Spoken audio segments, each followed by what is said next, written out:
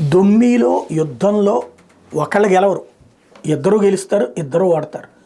ఇద్దరు గెలిచి ఓడినట్టే. ఎందుకంటే ఇద్దరికి తలకాయలు పగులుతాయి, ఇద్దరికి దెబ్బలు తగులుతాయి, ఇద్దరికి ప్రాణాపాయ పరిస్థితులు వస్తాయి. ప్రస్తుతం యుద్ధం జరుగుతోంది ఇజ్రాయెల్కి హమాస్కి మధ్య. ఈ సందర్భంగా ఇజ్రాయెల్ ఎదురు దెబ్బలు తింటోంది. అది హమాస్ వాళ్ళ వలన పలు దఫాలు జరుగుతున్నటువంటి ఇట్లాంటి సంఘటనలో ఒకటి తాజాగా వెలుగులోకి వచ్చింది. And intense fight between the Israel defence force and Hamas. Al-Qassam brigades got captured on camera. The gunfight broke out after Qassam fighters attacked a group of Israeli soldiers in a video by Hamas.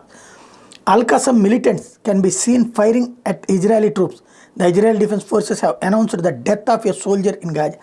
వరుసపెట్టి తాము ఎలా కాల్పులు జరుపుతున్నామో, chat నుంచి attack ఎట్లా చేస్తున్నామో Hamas తీవ్రవాదులు visuals చూపెడుతూ మిగతా రాబోయేటువంటి రోజుల్లో మరికొంతమంది తీవ్రవాదంలోకి చేర్చుకోవడానికి కోసం ప్రయత్నిస్తూ అందులో దాదాపుగా ఓ 10-20 మంది ఇజ్రాయెల్ బృందం మీద ఒక్కసారిగా కాల్పులు జరిపారు. అయితే ఇజ్రాయెల్కి సంబంధించిన ఒక సైనికుడు ఈ సందర్భంగా ప్రాణాలు కోల్పోయాడు. అయితే ఆ తర్వాత ఇజ్రాయెల్ వాళ్ళకి రిటాలియేషన్ అటాక్ ఇచ్చింది. అది మాత్రం పక్కన పెట్టేసి వీళ్ళు సక్సెస్ అయినంత వరకే ప్రొజెక్ట్ చేసుకోవడం ద్వారా హమాస్ ఒక సైకలాజికల్ మైండ్ గేమ్ అయితే నడుపుతోంది.